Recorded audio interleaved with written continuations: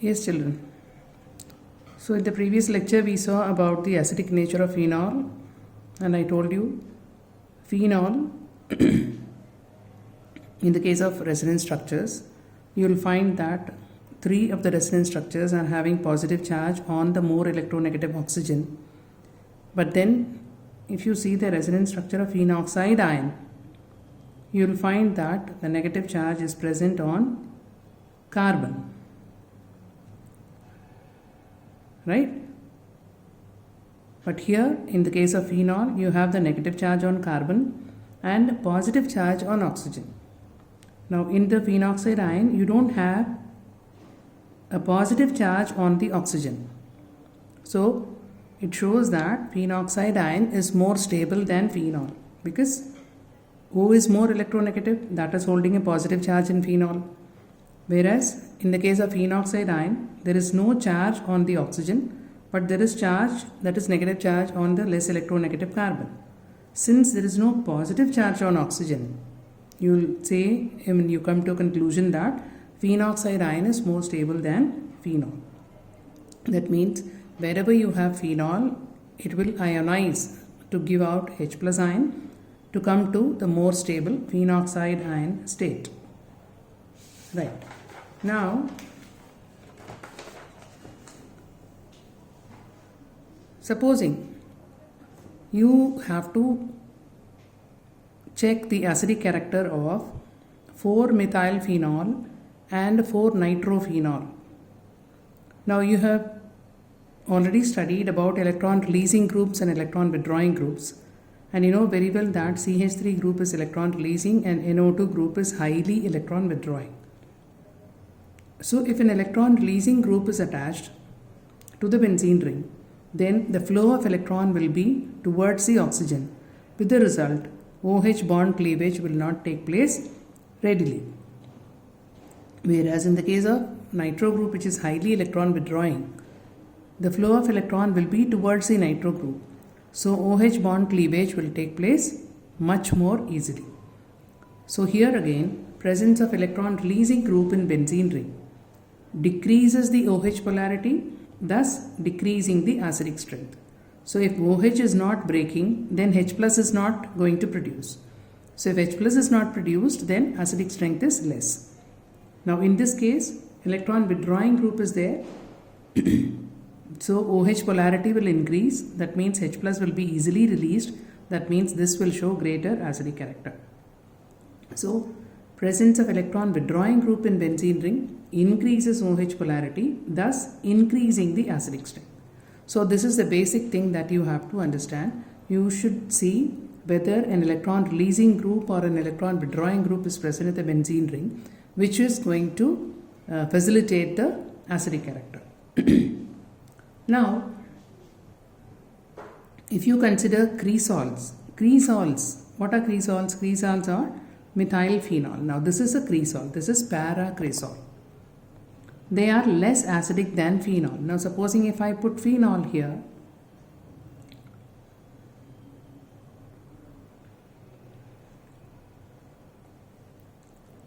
now in the case of phenol, there is neither an electron releasing group nor an electron withdrawing group attached to the benzene ring other than this OH group.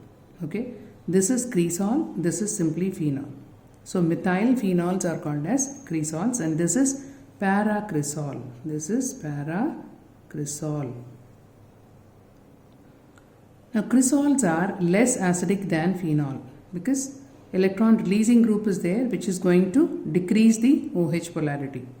Whereas there is no such group attached to phenol, which is not going to affect the OH cleavage. Okay, so cresols are less acidic than phenol. Now another concept that you need to know here is about pH. You know what is pH? pH is nothing but it is a scale to denote the extent of acidic character of a particular substance. And if the pH is less, then acidic character is more. This you have studied right in 10th class also. So low pH means higher acidic strength, and higher pH means lower acidic strength. The same way you can write pKa. pK pKa, Ka is nothing but dissociation constant of an acid. And pKa and acidic character, how they are related? They are related just like that of pH. Greater the pKa, lower the acidic character. Or greater the acidic character, lower the pKa. Now here you see the pKa of these three substances that I have given. pKa of ethanol is 15.9 and that of phenol is 10 and that of paranitrophenol is 7.1. So what we have seen, lower the pKa, greater the acidic strength. So which is having the lowest pKa value here? Paranitrophenol. Why paranitrophenol? Because there is an electron withdrawing group attached here which is facilitating the OH cleavage. So it will show more and more of acidic character. So this relation you need to know very clearly. What is the relation between pKa and acidic character? Greater the acidic character, lower the pKa. That is why paranitrophenol is having the lowest pKa value. So this is one concept based on acidic character of different phenol and substituted phenols. Now coming under this OH cleavage, we are talking about this OH cleavage only, is it not? Now in this OH cleavage, the next property that we are going to see is that of esterification. Now what is esterification? Esterification is nothing but formation of an ester from an acid and an alcohol. Now alcohols and phenols, they react with acid or acyl chloride or anhydride to give esters. So these are the esters formed. Now you take either phenol or any alkyl alcohol and you treat it with acid and the reaction is catalyzed by means of concentrated sulfuric acid and you get an ester. Same way when you treat it with acyl chloride, again you get an ester, but the reaction is favored in the presence of pyridine. Now why pyridine? Because the byproduct that is formed here is HCl. Now if HCl is allowed in the medium, then it will revert the reaction. And pyridine is basic in nature, so HCl that is formed will be neutralized by pyridine and so the reverse reaction will be prevented. So if you are using acyl chloride, you have to do it in the presence of pyridine because it will prevent the reverse reaction to take place. Now same way, phenol and any other alcohol, if they are treated with anhydride, again you will get an ester and the byproduct is organic acid. So this is how esterification is done. Now in this case, there is one typical reaction showing the formation of aspirin. Now this is salicylic acid. What is salicylic acid? It is 2-hydroxybenzoic acid. 2-hydroxybenzoic acid is called salicylic acid.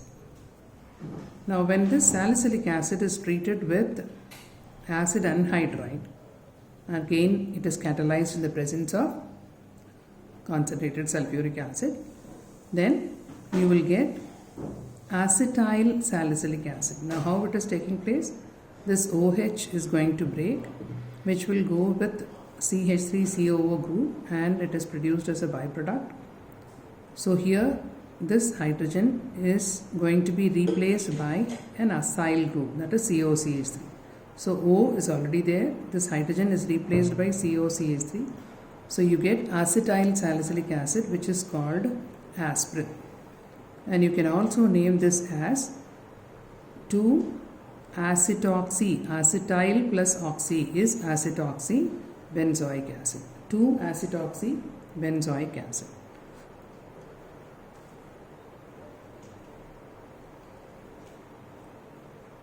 So this is about the reactions where you are dealing with OH cleavage. Now the next set of reactions, they are based on CO cleavage. Now the first reaction under this is reaction with hydrogen halides or HX. Now you treat ROH with any hydrogen halide, you will get RX plus water. That is here OH is going to be replaced by X. So we have studied this particular reaction under preparation of RX also. So you get RX plus water. Now here the reactivity of alcohol with HX, it follows a particular order. What is that order? Tertiary greater than secondary greater than primary. Tertiary alcohol is much more reactive than secondary, much more reactive than primary. Now why so? That we are going to see now. Now ease of dehydration of alcohols we saw, is it not? Now it is something based on that. Now let us see the mechanism here. Now when you are talking about HX, the order of reactivity of HX is HI greater than HBr greater than HCl. That is because when you consider HI, this I minus is a better leaving group because of bigger size. So I minus greater than Br minus greater than Cl minus. That is why HI is the most reactive, then HBr and then HCl. So I minus is a better leaving group, or you can say it is a better nucleophile as well. Now the reaction, it is following SN2 mechanism. Initially when you are adding HX, what is the first step? Addition of H plus is the first step. So an alcohol, when it is treated with H plus, you get protonated alcohol. We saw it already. And then in the next step, that is the nucleophile from HX, that is X minus, that is going to attack the carbon holding the OH group.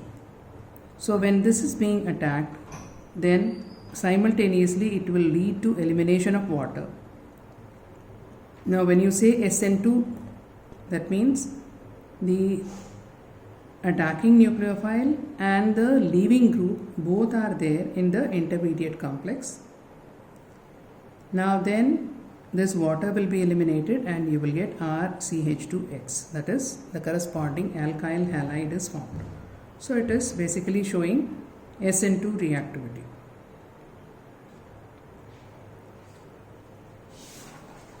Now if you consider a tertiary alcohol, then first you will get R3COH2 positive protonated alcohol is formed.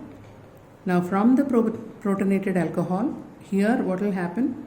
This will get eliminated as water, and what is left behind is a carbocation. R3C plus will be left, and then that R3C plus will be attacked by X minus and you will get R3CX.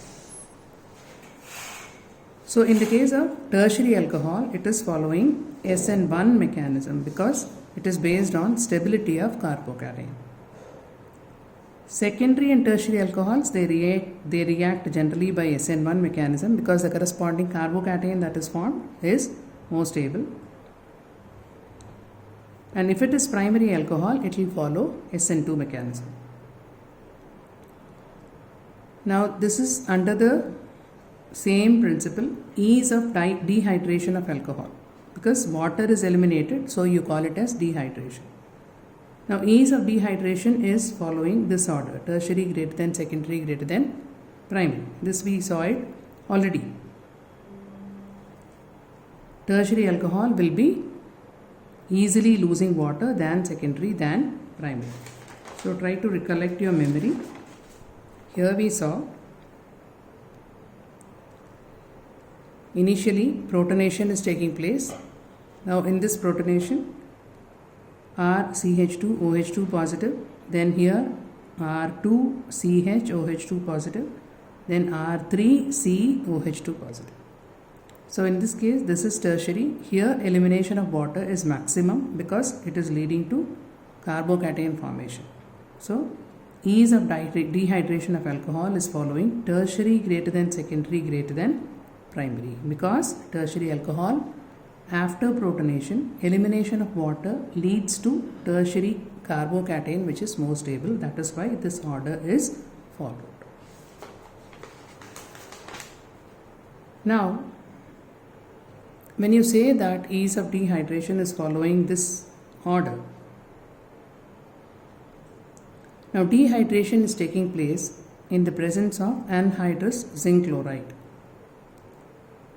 Now, primary alcohol is treated with concentrated HCl in the presence of anhydrous zinc chloride as catalyst, and you get the corresponding Rx. ROH will give you Rx. Now, this mixture of concentrated HCl and zinc chloride is called as Lucas reagent. In the case of primary alcohol, this is taking place in the presence of Lucas reagent. Same way, in the case of secondary alcohol, again you may use Lucas reagent and you get the corresponding Rx. But in the case of tertiary alcohol, you can simply treat it with HCl, no need of anhydrous zinc chloride to be used here. This will take place right at room temperature and you get the corresponding alkyl halide. That means the spontaneity of tertiary alcohol is maximum. Now, when Rx is formed, this will form a turbid solution in the test tube. So, this Lucas reagent can be used to distinguish between primary, secondary and tertiary alcohol. When alkyl halide is formed, some turbidity is produced in the test tube. When it is tertiary alcohol, the turbidity appears immediately, and in the case of secondary alcohol, turbidity appears, of course, but after 5 minutes. But in the case of primary alcohol, there is no turbidity at room temperature, but on heating, turbidity will appear. So, if you are having, say, ethanol, and then you are having, say, propan-2-ol, and you are having, say, terbutyl alcohol, and you have been asked to distinguish the three.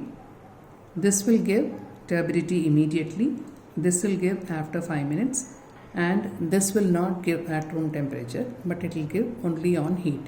So you can just say at room temperature when you consider, this will not give the test. So Lucas test is given by tertiary alcohol immediately, turbidity is produced, and secondary alcohol does give but after 5 minutes, not immediately, and primary alcohol does not give the test.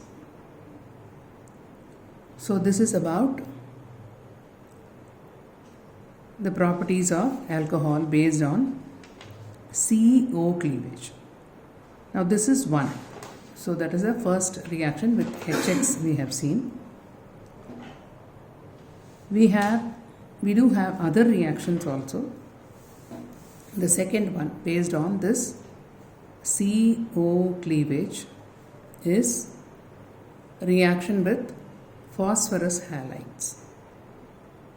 Again, this also we have done under preparation of Rx. ROH, when it is treated with PCl5 or PCl3, you will get the corresponding Rx formed. And if it is treated with SOCl2, that is thionyl chloride, again you will get Rx formed. Now out of PCl5, PCl3 and SOCl2, which is the most preferred reaction, preferred reagent, that is SOCl2. Why? Because the byproducts that are formed, they are gases. Now since the byproducts are gases, that will escape and you will get the corresponding Rx that is produced in the pure state. That is why SOCl2 is the most preferred reagent when you want to prepare Rx from ROH. So this we have already studied under preparation of Rx, so that is familiar to you.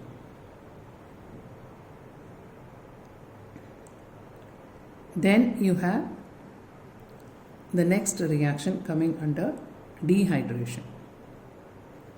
Now this is a very, very important reaction wherein ROH, that is alcohol, when it is treated with concentrated sulfuric acid at a higher temperature, you get alkene as the product, and when it is subjected to comparatively lower temperature, that is 413 Kelvin, then the product formed is ether.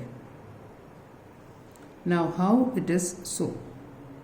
In the presence of 443 Kelvin, it is alkene, and if it is 413 Kelvin, it will be diethyl ether if you start with ethanol as the starting material. Now if you are using a secondary alcohol or a tertiary alcohol, in that case, you don't require concentrated sulfuric acid, so very concentrated, even 85% concentrated is sufficient, and comparatively a little lower temperature is also sufficient for dehydration to take place, because dehydration of alcohols we have already seen it is tertiary greater than secondary greater than primary. Now in the case of tertiary alcohol, you see you don't even require concentrated sulfuric acid, just 20% phosphoric acid is enough, which is a much weaker acid and at a much lower temperature, that is 358 Kelvin, when you get the corresponding alkene. So this is one set of reaction which is showing that ease of dehydration of alcohol is tertiary greater than secondary greater than primary. Okay, we will see about the mechanism of dehydration of alcohol in the next video.